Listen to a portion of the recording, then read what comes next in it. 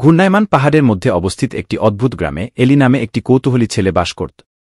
তার চোখ বিস্ময়ে জ্বলজ্বল করে এবং তার মন কল্পনায় পূর্ণ। তবুও তার চারপাশের মনোমুগ্ধকর সৌন্দর্য সত্ত্বেও এলি তার ছোট শহরের সীমানা ছাড়িয়ে দুঃসাহসিক কাজ করার জন্য আকুল হয়েছিলেন। এক সন্ধ্যায় দিগন্তের নিচে সূর্য ডুবে যাওয়ার সাথে সাথে এলি তার দাদার অ্যাটিকের মধ্যে আটকে থাকা একটি প্রাচীন মানচিত্রে হোঁচট খেয়েছিল। মানচিত্রটি একটি রহস্যময় বনকে চিত্রিত করেছে, যা একটি জাদুকরী ঝর্ণার বাসস্থান বলে গুজব ছিল, যা শুভেচ্ছা দেয়। এলি শিরায় উত্তেজনা ছড়িয়ে পড়ে যখন তিনি জঙ্গলের হৃদয়ে যাওয়ার জটিল পথগুলিকে চিহ্নিত করেছিলেন। তার হৃদয়ে দৃঢ় সংকল্প নিয়ে এলি পরের দিন সকালে তার অনুসন্ধানে রওনা হয়। জঙ্গল তাকে সবুজের চাদরে ঢেকে দিয়েছে, এর ফিসফিস তাকে এগিয়ে নিয়ে যাচ্ছে। পথে তিনি অদ্ভুত প্রাণীর মুখোমুখি হয়েছিলেন এবং ভয়ঙ্কর চ্যালেঞ্জের মুখোমুখি হয়েছিলেন, কিন্তু তার আত্মা অদম্য ছিল। কয়েকদিনের নিরলস ট্রেকিংয়ের পর এলি ইথারিজাল আলোতে স্নান করা একটি ক্লিয়ারিংয়ে হোঁচট খেয়েছিল।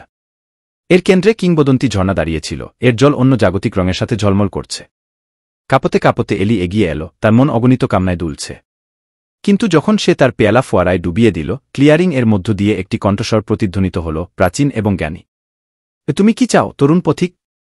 এলি থমকে দাঁড়াল, তার গভীরতম আকাঙ্ক্ষা নিয়ে ভাবছিল। তারপর অটল সংকল্পের সাথে তিনি বলেছিলেন, আমি আমার গ্রামে আনন্দ এবং সমৃদ্ধি আনতে প্রজ্ঞা কামনা করি। একটি মৃদু ঢেউয়ের সাথে ঝর্ণাটি তার ইচ্ছাকে মঞ্জুর করে এলির সত্তাকে নতুন জ্ঞান এবং অন্তর্দৃষ্টি প্রদান করে। তার গ্রামে ফিরে এলি শহরের লোকদের সাথে তার জ্ঞান ভাগ করে নিয়েছিল, তাদের আশা এবং সমৃদ্ধি ভরা ভবিষ্যতের দিকে পরিচালিত করেছিল। তার এই যাত্রা শুধু অ্যাডভেঞ্চারের জন্য তার নিজের আকাঙ্ক্ষাই পূরণ করেনি, বরং মন্ত্রমুগ্ধ বনের আলিঙ্গনে বসবাসকারী সকলের জন্য একটি উজ্জ্বল আগামীর পথও আলোকিত করেছিল।